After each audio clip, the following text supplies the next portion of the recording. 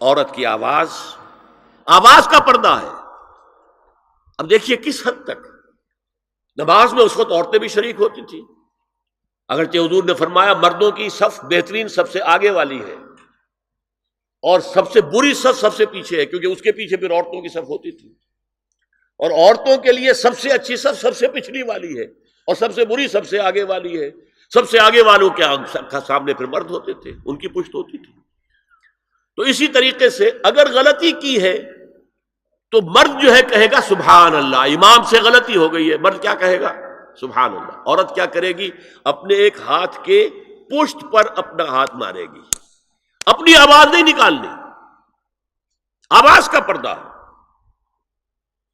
چھونے کا پردہ یہاں تک ہے کہ حضور نے کبھی کسی عورت سے ہاتھ نہیں ملایا، اور آپ جب بیعت بھی لیتے تھے تو بس زبانی الفاظ کہلوائے اور کہا ٹھیک ہے بیعت ہو گئی، یا ایک کپڑا پکڑا، اس کا ایک سرا اپنے ہاتھ میں دوسرا سرا اس خاتون کے ہاتھ میں، یا ایک تشت کے اندر پانی بھرا، اس میں ایک طرف اس نے انگلیاں ڈال لی اور ایک طرف حضور کی انگلیاں، لیکن مسافر لا اسافر النساء۔ ایک دفعہ ہوا بھی کہ بعض خواتین نے جب بیعت کی ہے تو پھر انہوں نے ہاتھ آگے بڑھایا مسافر کے لیے، حضور نے فرمایا انی لا اسافر النساء، میں عورتوں سے مسافرہ نہیں کرتا۔ اسلام میں پردے کتنے ہوئے؟ پہلا پردہ 4 دیواری، گھروں میں رہو، یہ پہلا پردہ ہے۔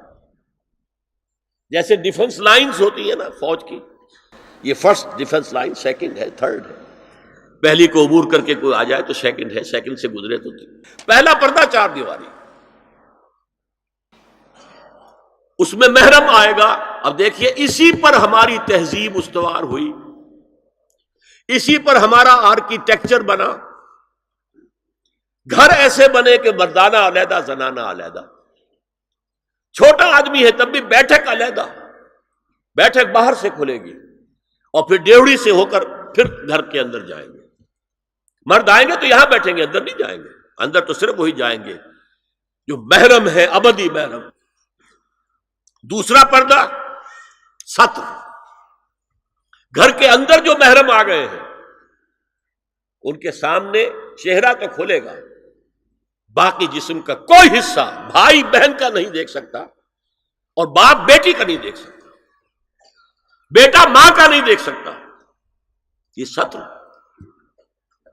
عورت پوری کی پوری عورت ہے۔ عورت کہتی ہیں چھپانے کی چیز کو، عورات النساء، عورتوں کی چھپی ہوئی چیزیں جن پر ظاہر نہیں ہوئی، لم یظہروا علی عورات النساء، ابھی تک ہم نے لفظ پڑھایا بھی۔ تیسرا پردہ ہے چہرے کا پردہ،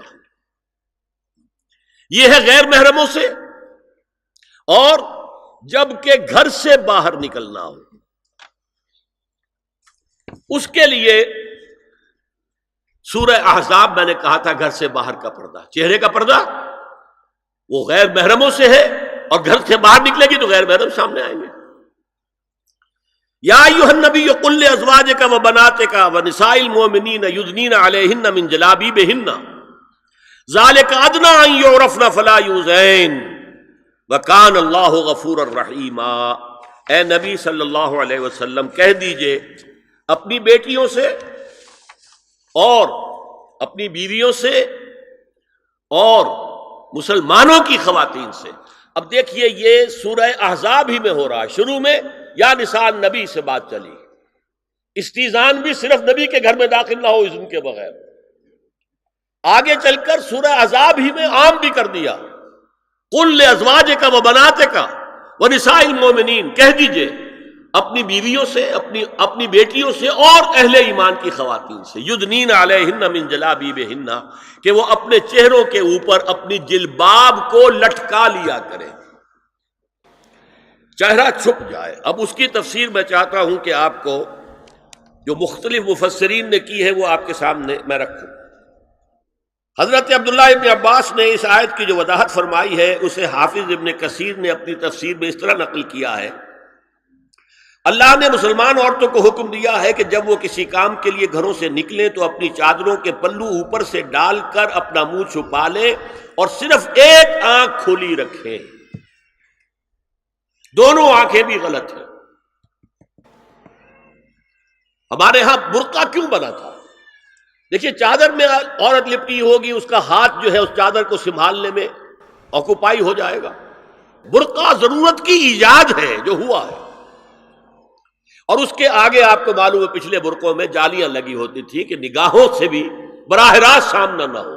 اور یہ میں نے اپنی آنکھوں سے دیکھا، انقلاب ایران کے بعد جو حاجی آئے ایران سے، ان کو جو میں نے دیکھا ہے، اس طرح چادر میں ملبوس عورتیں ہوتی تھی، لمبی سی چادر، ایک ہاتھ سے اس کو اس طرح پکڑا ہوا ہے اور صرف ایک آنکھ کھلی ہے، دوسری نہیں۔ میں نے شروع میں کہا تھا ہمارے نزدیک اسلام دین ہے، صرف مذہب نہیں۔ اسلام قرآن اور سنت دونوں پر مبنی ہے، صرف قرآن پر نہیں۔ اسی میں ایک اضافہ کیجئے اس بات کا کہ حضور نے کئی حضرات سے یہ کہا، کہیں وہ رشتہ کر رہے تھے، کہ آپ نے ایک نظر دیکھ لیا ہے۔ اب اگر یہ ایک نظر دیکھنا اس کی اتنی اہمیت ہے تو اس کا کیا مطلب ہے؟